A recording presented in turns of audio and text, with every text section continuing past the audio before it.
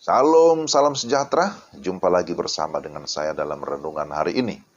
Pembacaan firman Tuhan dari 1 Yohanes 3 ayat 18. Anak-anakku, marilah kita mengasihi bukan dengan perkataan atau dengan lidah, tetapi dengan perbuatan dan dalam kebenaran. Demikian 1 Yohanes 3 ayat 18. Dan tema kita, kasih dalam perbuatan. KDP, kasih dalam perbuatan. Saudara-saudara, ada ungkapan yang menyatakan bahwa seseorang bisa memberi tanpa mengasihi. Tetapi orang yang mengasihi pasti akan memberi. Rasul Yohanes, sang penulis firman ini, sering disebut sebagai murid yang paling dikasihi Tuhan.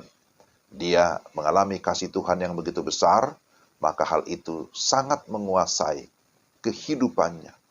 Mari kita perhatikan 3 hal penting melalui ayat firman Tuhan ini. Pertama, kita lihat dasar mengasihi. Mengapa kita harus mengasihi? Ini menjadi pertanyaan. Pertama, karena itu adalah perintah. Tapi sekaligus itu adalah teladan Tuhan Yesus. Kita bisa lihat itu Matius 22 ayat 37 sampai 39. Yesus berkata, kasihi Tuhan Allahmu. Tapi kemudian kasihilah sesamamu, manusia seperti dirimu sendiri.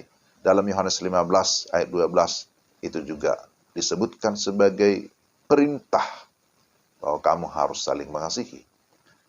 Saudara, dalam ayat 11 dari 1 Yohanes 3 ini dikatakan bahwa mengasihi itu sudah wajib hukumnya dari semula. Itu adalah satu keharusan.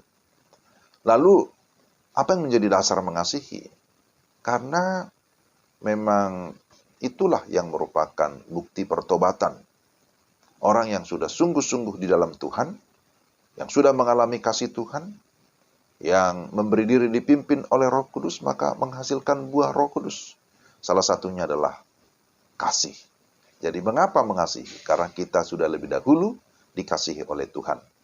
Lalu bagaimana cara mengasihi? Bagaimana kita mengasihi satu dengan yang lain? Cara yang Alkitab katakan dalam ayat 18, mengasihi bukan dengan perkataan atau dengan lidah. Jadi kasih bukan sekedar kata-kata, bukan lip service. Kita bisa mengucapkan kalimat, aku mengasihimu, aku mencintaimu, bahkan dalam versi bahasa Inggris, I love you. Kita bisa mengucapkan kalimat itu terus-menerus. Tapi itu kan tidak cukup. Kasih harus disertai dengan perbuatan yang baik dan benar. Melakukan sesuatu tanpa kasih dan kebenaran, itu adalah hal yang sia-sia.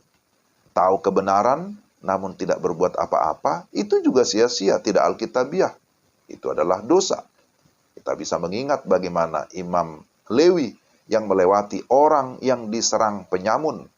Orang itu sudah tergeletak, sudah tidak berdaya, ketika dalam perjalanannya dari Yerusalem ke Yeriko. Jadi mereka tidak kurang pengetahuan firman, tapi apa yang kurang? Aplikasinya. Jadi praktisnya yang kurang. Teori-teorinya mereka banyak tahu. Nah, jadi saudara-saudara, Yesuslah model dan contoh utama bagi kita, bahwa dia mengasihi kita, dan bukan hanya dengan perkataan, tetapi dengan perbuatan dan dalam kebenaran. Karena itulah dia datang ke dunia, melayani, bahkan menyerahkan nyawanya untuk kita. Nah, itu adalah bukti kasihnya yang begitu besar. Dia tidak mencari muka, malah mukanya yang remuk sampai tidak bisa dikenali. Pengorbanan menjadi bukti kasihnya. Dan yang terakhir, saudara, setelah kita tahu bagaimana cara mengasihi, lalu bagaimana ciri orang yang mengasihi? Ada cara, ada ciri. Pertama, orang yang mengasihi cirinya makin percaya, makin dekat kepada Allah. Itu ayat 21. Bahwa yang berikutnya, orang yang mengasihi menuruti perintah Tuhan. Ada ketaatan, obedience, dan terus berbuat yang berkenan kepada Allah. Ayat 22. Orang-orang yang hidup di dalam kasih Tuhan tahu bahwa hidupnya harus menjadi persembahan yang hidup, yang kudus dan berkenan kepada Allah. Jadi saudara, lakukanlah kasih yang disertai dengan perbuatan. Perbuatan yang bagaimana? Perbuatan yang baik dan benar. Baik di keluarga, di gereja, di lingkungan kerja, di tengah-tengah komunitas masyarakat dimanapun kita berada. Tuhan memberkati. Mari kita berdoa. Tuhan, terima kasih untuk firman-Mu hari ini. Mampukan kami untuk menjadi pelaku firman dimanapun kami berada supaya Tuhan dimuliakan. Dalam nama Tuhan Yesus kami berdoa. Amin. Demikian renungan kita. Tuhan memberkati saudara-saudara sekalian. Salam.